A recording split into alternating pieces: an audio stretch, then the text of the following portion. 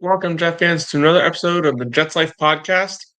We are entering week 14, and like the last few years, we enter this week and we're starting to look forward towards the draft. And obviously, the Jets are not mathematically eliminated yet.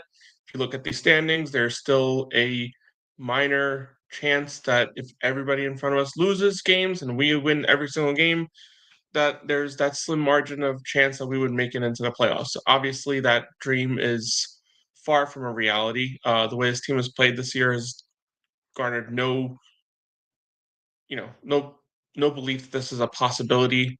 3 wins, 9 losses, obviously, after this last weekend's loss. But we look forward to this Dolphins game, heading down to Miami. This is a game that usually has some sort of something to it.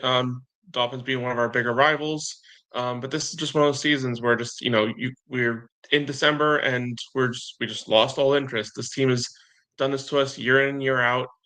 There was that goal a couple years ago of playing meaningful games in December. We reached that goal and never really won games in December, and eventually kind of fizzled out after a promising start to that season. But here we are, a couple years after that, and the team is on a full-on rebuild from the aspect of hiring a new general manager and head coach. I do believe the players on this roster will be here in the future, and I think that's what we got to look forward to. When you're looking at this team, it's not so much at this point growing frustrated, getting angry about the results at this point. Obviously, we want this team to win. That's what we all want, but you have to also understand the potential benefits of a loss. I don't drive myself crazy with the wins and losses. It's more on the aspect of you want to see these younger players continue to develop. Sauce Gardner, Brees Hall, which leads me into the injury report. As of yesterday, obviously some updates should come out today once Jeff Ulbrich speaks to the media. But as of yesterday, you had Sauce Gardner and Brees Hall both not participating in practice at all this so far this week. Maybe they're limited today, and hopefully that gives them a little upgrade to their game status. As of right now, the way that the league works, if you don't practice during the week, you're probably not going to play in the game.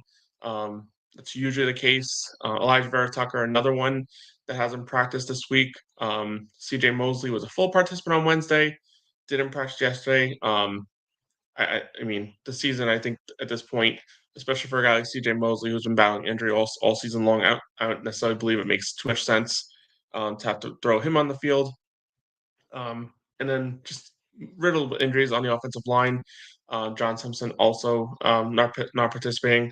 This due to an illness, not an injury. But hopefully that's something that's just a couple of days, and he can be ready for the game. But as I mentioned earlier, it's become evaluation time for this roster. Who's going to be here next year? Who won't? Is Rodgers our quarterback? Yes or no? I think this 5 game stretch is going to be his last audition. I think there's probably more likely than not chance that he's not going to be here. I don't see a situation where a new GM, new head coach will, kind of come in and kind of hurt themselves by having him play on the roster next year. As it's been stated all across the board, the Jets do have a $35 million bonus assigned to Rodgers if he plays in the 2025 season. As of right now, they can get out of his contract fully with a $49 million cap hit, one that can be stretched over 2 years. I believe 12 million will be the hit in 2025. The remaining 35 million in 2026. But if he plays next year, then that $35 million cap hit in 2026 increases based on that bonus that would trigger. So obviously, I mean, it comes to situation. It depends who the head coach and GM is and whether or not they want to deal with what Rodgers is and what comes around him.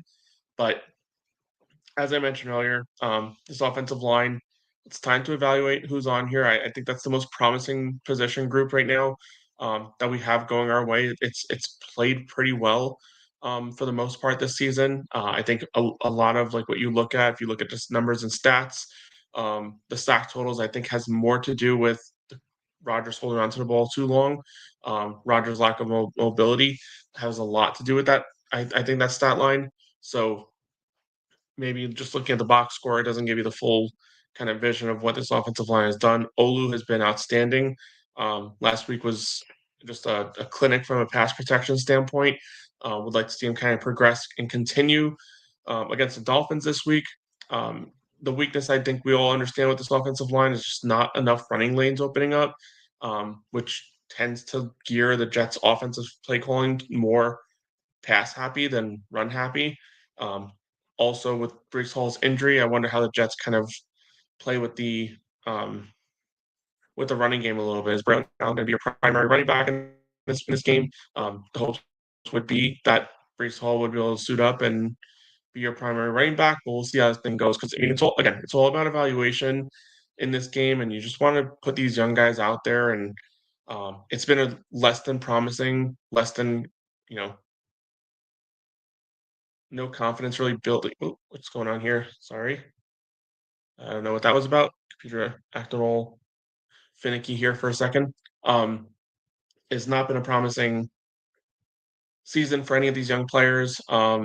Obviously, Garrett Wilson still kind of showing that the abilities. Brees Hall still has obvious talent there.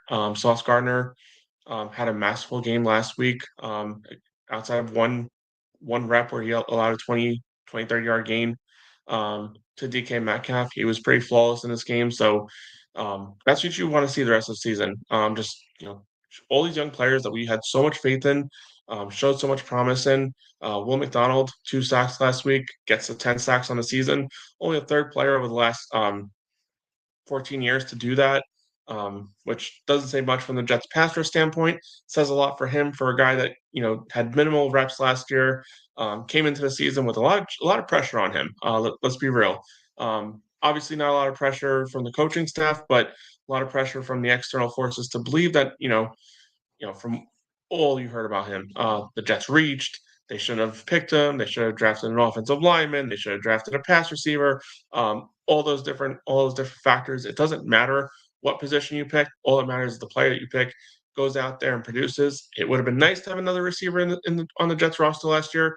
Would have been nice to have that guy in year 2 coming into this season.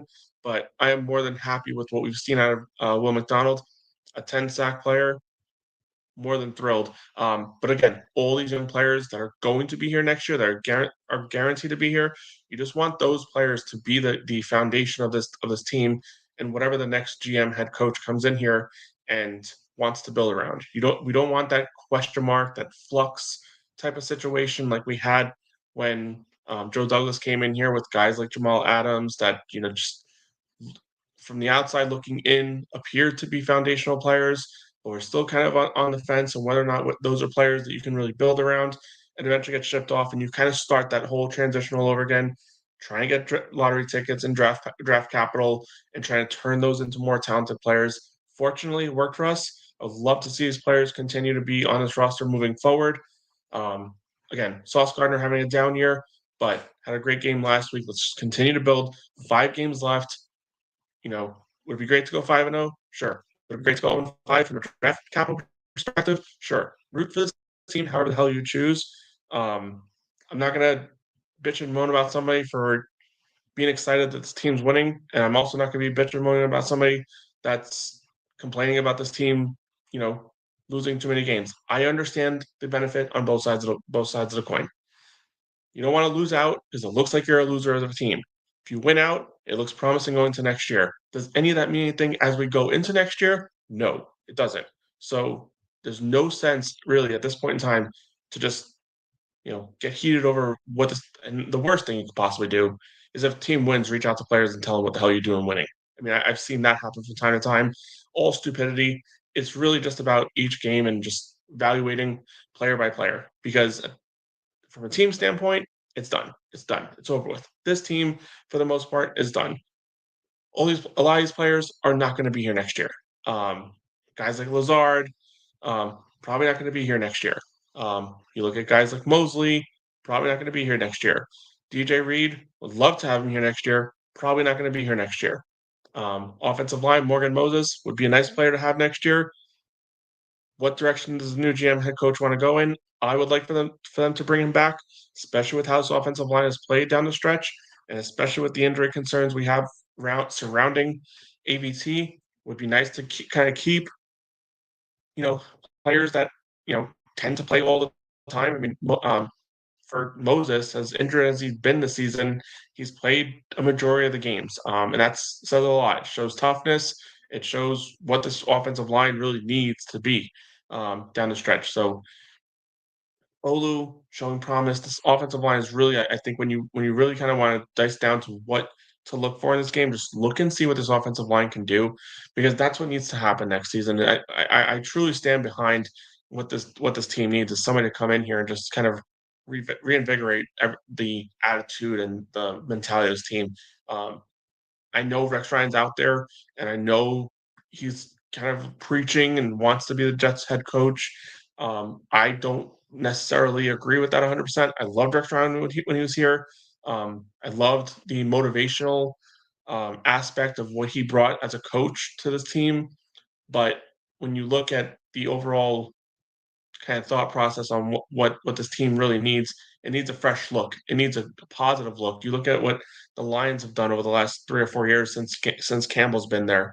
Um, when they were us. They were just as bad as us. They were probably even worse than us. That's saying a lot, obviously, but they were just in the same ballpark as we are. Just a team that's just never hasn't won for a very, very, very, very long time. A team that's just been kind of a laughing stock.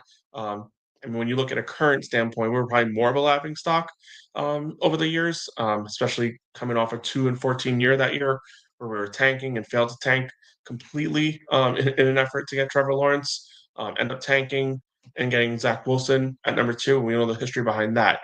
But when you look at what this team really needs, it needs an identity. There's no identity to this team right now. And if this offensive line can continue to progress in the direction they've been moving in, especially over the last couple of weeks with Tyron Smith not playing, um, I think it's something a new GM, new head coach come in and say, if you're looking at a guy like Vrabel, that's a guy that I would be all for. I understand the issues behind offensive minded coach, defensive minded coach, whatever have you. But at the end of the day, it doesn't really matter what side of the football that head coach is on, especially if it's a veteran guy. I could see the frustration, obviously, towards a guy like Aaron Glenn, who I would also be in favor of. We've seen him work miracles. What Detroit's defense is doing. I understand they allowed 30 points yesterday, but Green Bay has a pretty good offense. Um, and you can't really just look at the points total they're giving up. Obviously, they gave up a lot of points yesterday, but that defense is flying around the football field. That team is motivated. They're just springing side to side. It's a defense that I kind of compare it to like the Chiefs, like coming out that first couple years with Mahomes. Like it's trending in the right direction. If Aaron Glenn were to be there for a few more years, which I don't think would be the case, I think that's a defense you would look at and say, okay, wow, that thing has developed, from the ground up into a top tier unit. I obviously don't think it's quite there yet, but they have the ability and they have done it this year to really lock teams down and shut them down completely from scoring points. I don't think that's something that would force someone to shy away from what he has done as a head coach, as a defensive coordinator, and limit your options as a head coach. Obviously, everyone's got to be interviewed. Everyone's got to be kind of looked at. Does a guy like Ben Johnson really kind of turn us on? For sure, I would 100% want Ben Johnson to be our offensive coordinator. That would our head coach. I mean, um, but again, you're going on both sides of the coin. If you're a fan that's preaching that you want someone with experience, Ben Johnson isn't that guy. However, his offensive ingenuity would propel you to want to have a guy like that. Would It's going to be a very difficult decision for whoever it is that is making that decision. Obviously, Wade Johnson's getting some support from the 33rd team, as we're all aware of. But Ben Johnson's going to be a top tier guy. He's going to go to basically wherever he wants to go. Is that the Jets? I doubt it, unless the Jets can find a way to get themselves in the top two picks and get one of these two quarterbacks, and he has the option of who he wants to work with moving forward. That's a situation that I think could happen. But I think if the Jets find themselves outside the top two and obviously sitting behind a team that does want a quarterback, I can definitely see a situation where it might be a little bit more difficult to lure a guy that to come in here and say, okay, we're a developing team. We have a lot of good players, but we're missing the key position on the football field, and we're not going to get him in this draft either because just because of where we're slated. Obviously, have the potential to move up, but I also don't think that a new GM, new head coach, is going to want to come in and just drop a whole bunch of draft capital to move up a few spots to get their guy. lot of question marks, obviously, around the draft, and we still have plenty of time to go before we even consider any conversations there. I know we're talking about Dolphins and Jets week, so I just, I'm more kind of geared towards like what the rooting interest should be in this game. I don't think any of us should root against this team um, from a player perspective, but I obviously don't blame anybody for, especially after a 3-win season so far, um, to obviously look forward and say, we need that quarterback. We need to move up. Let's continue to lose games and let's try and get the best player available come April. Don't blame me for that. So I was going into the injury report a little bit earlier. So obviously mentioned Sauce, mentioned Brees, mentioned ABT, all have not participated yet this week. Um, and then you have a bunch of other guys in here, all mostly with limited participation, some full participants with minor injuries. Lazard has kind of worked his way back into the team. Missed a lot of time with a chest injury, but he is back this week, it looks like, from a full participant standpoint. Let's see what that does to his game status. Maybe the Jets give him an extra week to kind of get prepared. Um, but from the Dolphins' perspective, you have a few players didn't participate on the Wednesday practice, and then basically everyone is participating moving forward. Calais Campbell didn't participate on Wednesday. He's been a wrecking crew this season. He's been awesome from a defensive line perspective. And it's kind of crazy when you look at, like, what is he, 37, 38 years old, and he's still performing at a high level. Awesome to see. But he had a rest day on Wednesday, and he was a full participant yesterday. Actually, wasn't even specified in the injury report, so he's good to go. Terran Armstead has not participated this week yet. There was a game a few weeks ago where he didn't participate at all during the week and ended up playing. So I guess a weird situation there where, it's a one-off situation. He's an offensive line and a damn good one. So I think that's probably something to say there. But I guess going into this game, what are going to be the keys as we kind of like look into this game? Again, I think the Dolphins have given the Jets problems over the last couple of years, especially when Tua is on the field. Um, from a from an offensive standpoint, uh, tend to score a lot of points on us, regardless of how good our defense was, which is pretty damn impressive. But obviously, they're a team that gets one dimensional pretty quickly, and I think that's going to be the key here for the Jets is to make them one dimensional as quickly as you can. Last thing we can really do, or last thing we can really afford to do, is allow them to run the football. And they don't have the offensive line strength to be able to do that, I don't believe. But we've also shown throughout the season that we don't have the power and fortitude up front to stop teams from running the football on us, really regardless of who they are, pretty much for most of the season. So, would like to see the Jets kind of work on that defense to turn this team into a one-dimensional team. The key is going to be who's going to be the guy to stop the run up the middle outside of Quinn Williams. That's been the question all season long. Continues to be a question. Do we get that answer moving forward? I like what I'm seeing out of Leonard Taylor. He'd be a good kind of rotational guy moving forward. Javon Kinlaw is not going to be here next season. At least I don't believe that would be the case. I think the Jets want to go in a different direction there. So does a guy like Leonard Taylor kind of propel himself to be one of those like primary guys on the defensive line next year, or is that a major position that we need to kind of look forward to? You got guys in the draft potentially, but again, plenty of time to worry about the draft before we kind of consider that. But turn this Dolphin teams one dimensional, and let's see how Sauce Gardner lines up against guys like Tyreek, guys like Waddle, guys that have kind of torched the secondary a little bit at times in previous meetings. DJ Reed, I remember in the last game, the was it the Black Friday game? I'm pretty sure it was a Black Friday game. Get up that long 80-yard touchdown. Basically, McDaniel called that if he gets a certain look, he's going to score a touchdown here, and that was exactly what happened. Just want to see progress in this defense, something, because let's be real, this defense has taken a major, major, major step back from what we expected and what it has been over the last couple of years. Is that because of Salah? Is that because of Ulbrich?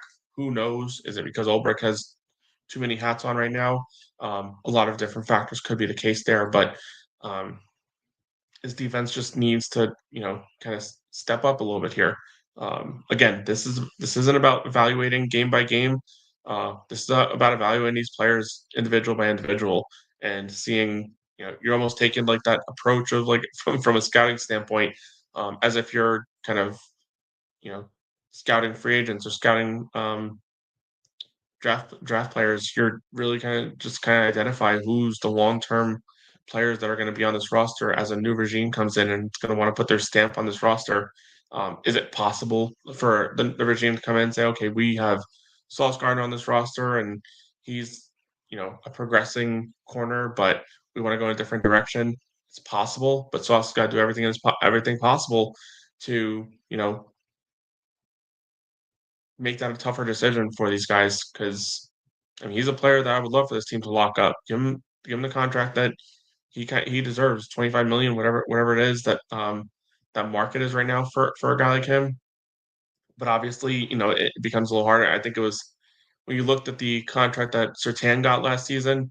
I think a majority of us believed, yeah, Sauce is getting that contract next year. There's no doubt about it. Um, that was my thought. I think many of us believe the same thing. After this season, is that still the thought process? I think after a down year, I think it would be silly for him to sign the dotted line anywhere and anything that isn't making him the highest paid player. But I also hope that it's not a situation that results in him believing he deserves that contract after a down year and, adding some noise, adding potential problems in the locker room. I don't think he's that type of player. At least I hope not at this stage. I would hope that he would come in, do the work, do what's necessary, build a respect that on the new coaching staff and the new general manager to come in and make them believe that you are part of the solution, so that they do end up paying you. And the way that starts is putting good film on tape for the last 5 games of the season. You already did last week. Let's continue down that trend. You got a big matchup here against two solid receivers in Tyreek Hill.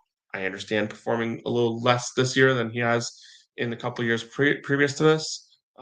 Tua missed some time. Obviously, his offense had a little bit of time to kind of get that rust off of Tua, to get better down the stretch. But again, nonetheless, I think this is still going to be a great test, for him to go against guys like Hill, Waddle, a guy to watch out for in this game, and a guy that's been really kind of progressing on the offense side of the ball for the Dolphins. Jonnu Smith poses major problems for the tight end position, and you know I think this is going to be a matchup nightmare a little bit for the Jets. I'd like to see what Jamin Sherwood can do. He's been pretty solid from a coverage standpoint, but John Smith is kind of a different type of tight end from a coverage standpoint. I really look out for him and watch what he can do. He's just been a nightmare the last couple of weeks. A couple touchdowns a couple weeks ago, went over 100 yards last week. I think that's what Dolphin fans were kind of hoping for as we entered the season. I think they were hoping that John Smith would be the kind of like missing chess piece that this team didn't really have, like that third option. Well, I guess fourth option because kind of not giving Achan enough credit for what he's been able to do this season, as that even last season in his limited time playing. But Dolphins are loaded with weapons. It's going to be a real test for this Jets defense, to try and stop this offense. But the way it starts, make them one dimensional, and let's see what this back end can do. It's a team that's limited their opponents from a passing standpoint. It's been the run game that's been a killer. If they can make the Dolphins one dimensional, maybe you kind of can shorten the game. Maybe you can, allow your offense to do what it's got to do. Um, the offense has been way too inconsistent. Let's move on to the offense side of the ball and kind of look here. And I think this is the area that I have grown the most concerned of from an aspect of like it's just I'm lost. I really am. They come out last week, first quarter, two touchdowns, one aided by a short field after the fumbled kickoff. Um, and 14 quick points, got up very, very quickly, and then it just went stagnant. It just went cold. After that, just scoring one more touchdown the rest of the way. It's just not acceptable, from a game like from the process game flow perspective. I don't know really how you kind of come out on fire and then the fire just gets torched out. It's just gone. It's just no more, no nothing left.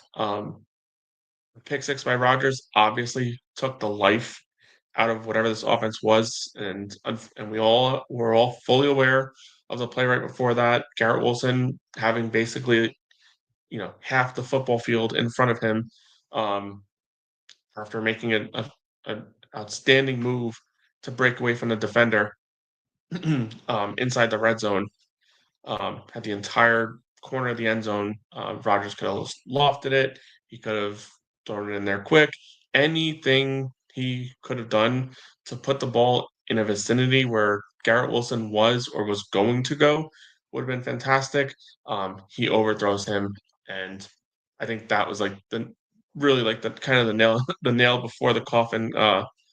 Sorry, uh, the nail before the hammer hits it into the coffin. Rodgers frustrated. Very next play, just you know, Leonard Williams, 90-yard touchdown, 92-yard touchdown, whatever it was. It was just unacceptable. This is not what this team should be doing in these types of situations. Nonetheless, two quick touchdowns, the kickoff return, and then that was really it. Allowing the Seahawks to kind of work their way back. Was like 19 unanswered points to eventually win the game for the Seahawks. It's kind of the name of the game here. But that's the concern here is what is it with this offense? What are they missing from they've haven't played a full game from start to finish, like in a very, very long time. Maybe you can point at the Patriots game, the first one, as a game where they kind of came out, scored some points early, scored some points throughout, and looked like an offense that was kind of working its way throughout the entire game.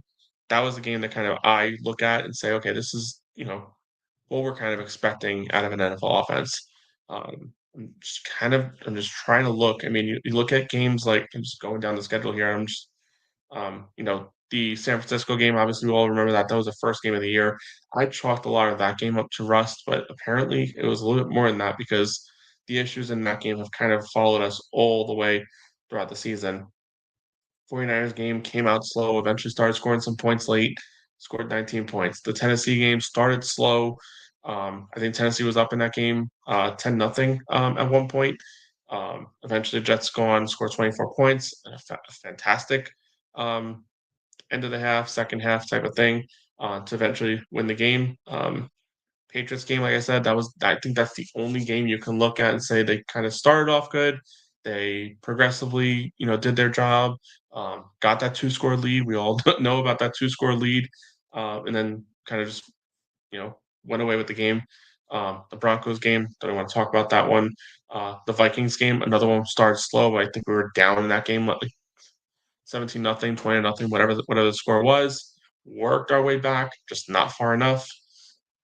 The Bills game, um, I honestly don't even remember the Bills game, but I feel like in the Bills game, uh, we had the Hail Mary. Yeah, I think the offense was flat in that game too. I just don't remember that game. I think there was more surrounding the kicking situation in that game that made us concerned. But again, offense got to score points. Not enough touchdowns in the red zone was another issue in that game too. Um, but yeah, you had the Hail Mary, and that was the only touchdown of the game. Um, well, sorry, one of the only two touchdowns in the game. Little cause of concern there. Steelers game, another game, kind of came out on fire, fell off. It's just week after week, it's not complete.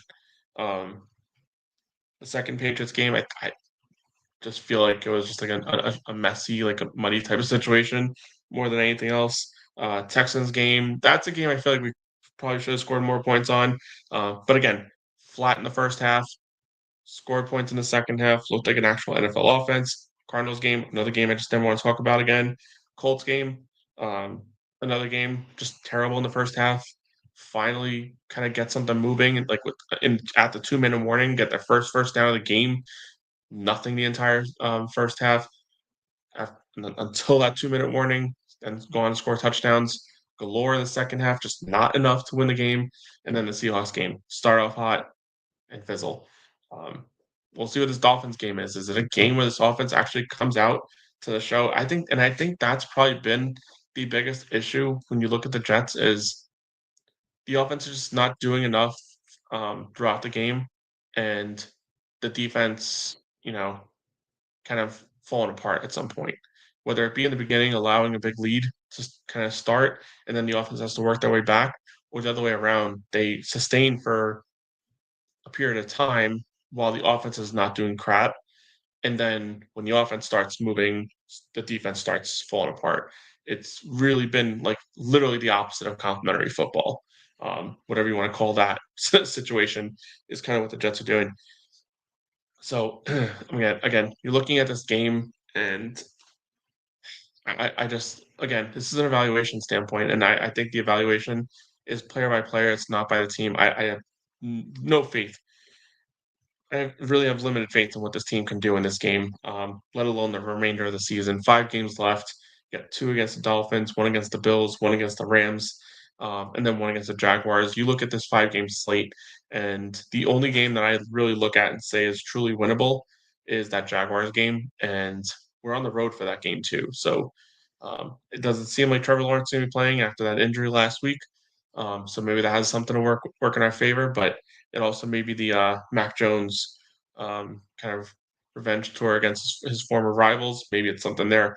But I look at that game. I said, okay, that game's probably the game the Jets are going to win, and then I don't see another one. They're not beating Buffalo in Buffalo, nonetheless. Um, and that's going to be miserable to watch, in my opinion. I don't see anything there. But then this Dolphins game this week, I think Jets have an opportunity to potentially split with the Dolphins, maybe winning the home game in week 18. Um, and Jets luck, they're sitting at the first overall pick after that Buffalo loss. And then they win that game and end up dropping like seventh in the draft somehow. I feel like that's kind of been the MO of how this Jets team has kind of done over the last however many years. Believe it or not, it's kind of crazy. When you look at how terrible the Jets have been over the last, you know, 15 years, and then even go further than that. Um, the early 2000s, mid 2000s, those were fun. We had multiple playoff appearances. That was a fun period of time. If you were a Jet fan, obviously not 2009, 2010 being like the best part of that span, making it to the AFC Championship game in both those years. But the Jets haven't had the first overall pick in a really, really long time. I think it was 97 was the last time they had the first overall pick. So is this the kind of season like we're like literally like if you told me like the worst case scenario for the Jets this season, and tell me that worst case scenario was having the first overall pick in the draft, um, I would not have believed that would be the case. Not with Rodgers, not with what we saw out of his team the last couple of years, not what we saw what this defense can do. But obviously, we all understand that the wheels have fallen off pretty badly here. Do they fall off completely and result in the Jets kind of losing out and securing a top pick in the draft for the first time in over 25 years? Who knows? Well, I guess we'll find out. But as we sit here right now, I look at this Dolphins game, and I'll give you my expected result in this game. And it's not favorable for the Jets at all. I just think the Jets just haven't shown enough for me on offense to really predict them to get 20 points on a consistent basis. Um, uh, unless it's a special teams defense touchdown type of thing, which um, defense hasn't done enough either to make me believe they can take the ball away and run it back for a touchdown. Um, I'll go with the Dolphins in this game, unfortunately, by a score of 27-14. I just don't see much with this team that makes me really believe that they can stand up against an offense that can do stuff, and a defense on the Dolphins side that hasn't been great, but it's kind of kept them in games for the most part. I think the Dolphins are just a couple steps ahead of the Jets right now. Unfortunately, Bills are miles ahead of the Jets, and the Patriots are obviously taking steps in the right direction too. I think the Jets find themselves right now in the bottom of the division from an overall developmental standpoint. Um, it's going to be a major kind of building block year next year to see what this team can become down the stretch. But that's where I have this team right now, losing this game, um, going down to 3-10. hopefully some of those teams that are picking ahead of us in the draft can win a couple games. I think Jacksonville and Tennessee plays this week, so um, the hope there obviously would be that Tennessee loses that game, gets Jacksonville kind of kicked down. I'm pretty sure if that's the case, I haven't looked at Tankathon. I can look at it right now, but I'm pretty sure, depending on the result in that game, if Jacksonville were to win that game. So yes, if Jacksonville were to win that game, their strength of schedule is 498. Ours is 5. So actually, no, that wouldn't. Jacksonville needs to win a couple of games. There must have been some major change from a strength of schedule standpoint for Jacksonville, because I remember there was a point in time I felt like Jacksonville had a better strength of schedule than we did. But yes, a Jacksonville win would not propel us over them in the draft, but obviously a win nonetheless is beneficial for the Jets from them because we need them to win multiple games now. Apparently, obviously, strength of schedule is a week by week thing. Depends on who the Jets have played, how they kind of progress, and depends on every different factors like that. The Jets are sitting at 6 right now. Carolina is a team that looks like they are on the cusp of getting some wins. Kind of got robbed last week when you consider the Adam Thielen touchdown. Should have won that game. Um, Vegas, hopefully they can steal a win. Giants, I don't know. Unless they win against New Orleans, it's going to be very difficult for the Jets to get themselves up in the top two. But anything is really possible when you look at the fact that the Jets really probably aren't going to win many games this season. But I think it would probably need a lose out type of situation in order for the Jets to find themselves up in the draft. That's all I got here. Unfortunately, I hate the fact that we're in December, and I hate the fact that we're talking about um, mock drafts at this point in the season. But unfortunately, it's a situation that we are in. It's just where we're at. We're you got to talk about what's important to talk about. What right now, what's important to talk about is the upcoming game and potentially how that how we have to slot ourselves in a draft. That's all I got here. If you haven't already, please hit the like button, subscribe to my channel. All your support's highly appreciated. And most importantly, let's go Jets.